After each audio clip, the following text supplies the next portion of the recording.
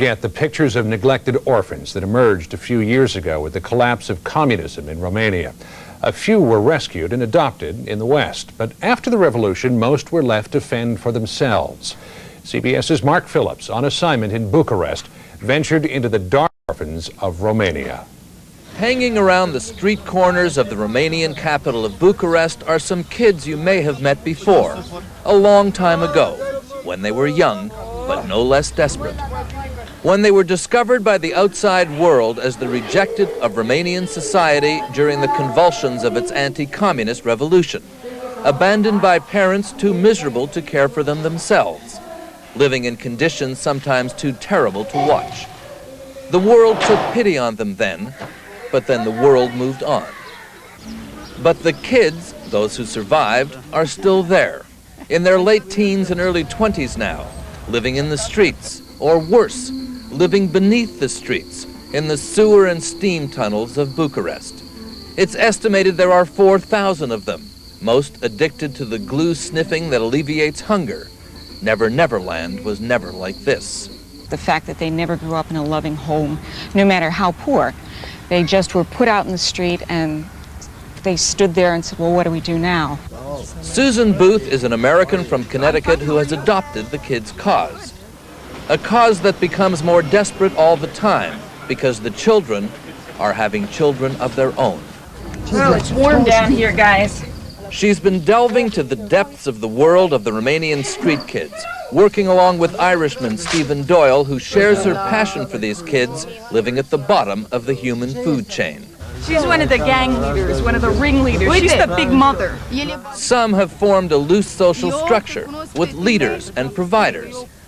Others have formed extended families, growing families. This girl, still in her teens, has had 4 children, 2 under 2 years old. 1 she's already sold. They live in an abandoned container and survive just. The child was half frozen because it was lying in water and, you know, excrement and whatever. And now she's had another child. They have children because they have no access to birth control or because they don't even know about it. Or they have children to give purpose to otherwise purposeless lives. Lily is due in a few weeks. Is this a baby that you wanted to have? Yeah, I want to have. You want to have the baby? Yeah.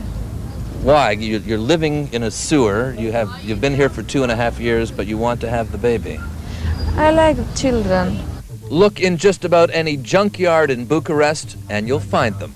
There's no place for a kid to get TB. Look in just about any public place and you'll find them. How any of them survive, given where they live and what they eat, seems to defy medical science. Do you eat every day? No. You don't eat every day? No, every day. How often do you eat? I eat last night. And your baby's due in 3 weeks. Yeah. Is that enough food for a mother about to have a baby?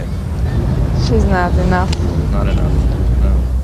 It's a society of children who have never really had a childhood, but who at the same time have never really grown up. A society of children who have never really had parents, who are now becoming parents themselves. This wheel of despair is taking one more turn. For the wretched street children of Romania, 2 dedicated souls are trying to bring a little hope into a world where there is none. On assignment in Bucharest, I'm Mark Phillips.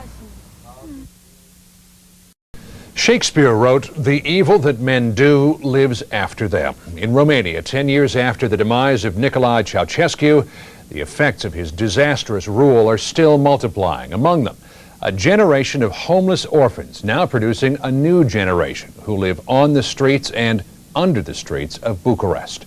CBS's Mark Phillips, in part 2 of his assignment in Romania, went down into their dark world with someone who's trying to light a candle of hope. Sometimes one pathetic scene says it all. A severely handicapped teenager moves toward his regular begging spot near a streetcar stop. The passengers just step around him. This is a problem the Romanians not only don't do much about, it's one they've learned not to see. But the problem has been seen from a world away by a commuter railroad conductor named Susan Booth, who plies the daily run into New York City from Connecticut. Tickets, please. Thank you, ma'am. Susan is trying to give Romania's street children a ticket to a new life, one different from the miserable one they're now living on Bucharest streets, and under them, in the sewer tunnels they call home, where the main distraction is the glue sniffing that alleviates hunger. They're the survivors of the abandoned children discovered by a shocked world at the time of Romania's anti-communist revolution. How long have you lived like this? All your life you've been here? Street? Yeah. I have 17 years. 17 years on the street? Yes. Yeah. Well, they already lit a fire over there. One of the pipes caught on fire. After seeing a TV report years ago on Romania's street child rejects, Susan Booth completely reordered her life to try to help them. She gave up an executive job on the railway and took a $13,000 a year pay cut to work the evening shift, freeing her days to run the one-woman charity she founded, to raise money, collect clothes, and make plans for the children she couldn't get out of her mind. There are a lot of needy children all over the world, but these children that we're concentrating on here have been put out by their parents. And that, to me, is the greatest tragedy of their life. So she comes to Bucharest along with Stephen Doyle, an Irishman who she met there and who shares her compassion. I started to help them medically, like not me myself, but like bringing them to doctors and nurses. But the response that I got wasn't like, you know, hey, these are just street urchins. You don't want to get involved with these. I'm like, these are kids. These are human beings, flesh and blood like you and me. But with the arrival of a new generation of street children, the children the original children are now inevitably having, the problem is getting worse, not better. She's asked me to take him home. Why? She can't cope. But Susan and Stephen can't take all the kids away. Instead, they're trying to break the cycle of desperation here. The first step is going to be a mobile soup kitchen, where we'll do the cooking, put it in the back of the van, and drive to each of the sewer locations and get these kids used to a regular meal, hopefully once a day. That's a project they figure will cost $70,000 to get going, and it's just a start. What these kids need is another place to live. There's no way you can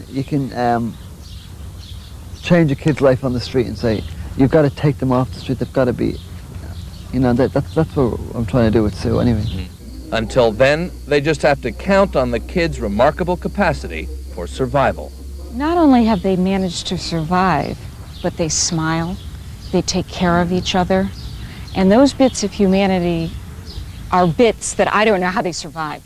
How or if they continue to survive may depend on the dedication of two guardian angels with big hearts, big dreams, and in need of big money to make them come true.